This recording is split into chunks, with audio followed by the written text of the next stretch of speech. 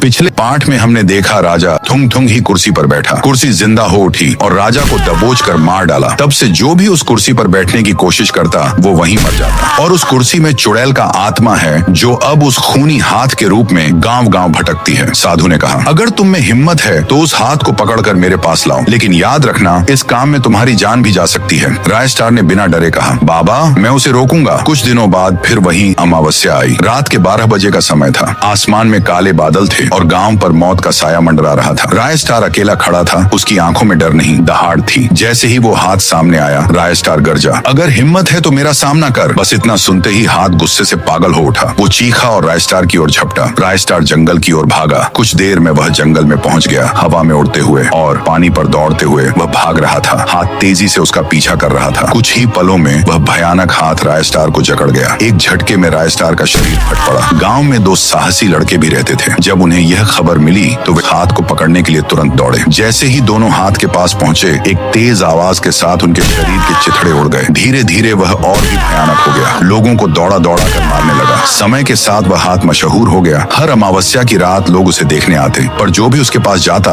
वह कभी वापस नहीं आता। ज्ञान और उसका छोटा भाई बेताल राज भी उस डरावनी घटना को देखने गांव आए। रात होते ही वे दोनों गांव में घूमने लगे। थोड़ी देर बाद उनके सामने वही भूतिया हाथ प्रकट हुआ। अचानक एक भयानक चुड़ैल प्रकट हुई और जोर जोर से मंत्र पढ़ने लगी। कुछ ही क्षणों में दोनों भाइयों के शरीर हवा में बिखर गए। अब तांत्रिक हाथ को खत्म करने के लिए दौड़ता हुआ गांव में आया। अपने तंत्र मंत्र से उसने हाथ को प्रकट किया और जोर जोर से मंत्र बोलने लगा। कुछ ही देर में आसमान काला हो गया और चारों ओर भयावह हाथ झलकने लगे। अचानक हाथ के ऊपर वही चुड़ैल प्रकट हुई। उसकी आंखें डरावनी थीं, पर तांत्रिक उससे नहीं डरा। वह चिल्लाया, जल्दी यहाँ से भागो वरना मैं तुम्हें जिंदा नहीं छोड़ूंगा। चुड़ैल ने तांत्रिक पर आक्रमण किया, पर तांत्रिक उसके प्रभाव से बच गया। उसने अपने तंत्र मंत्र से चुड़ैल को सदा के लिए भस्म कर दिया और भूतिया हाथ को जला दिया। पर जैसे ही वह पीछे मुड़ा, सामने वही डरावना हाथ खड़ा था।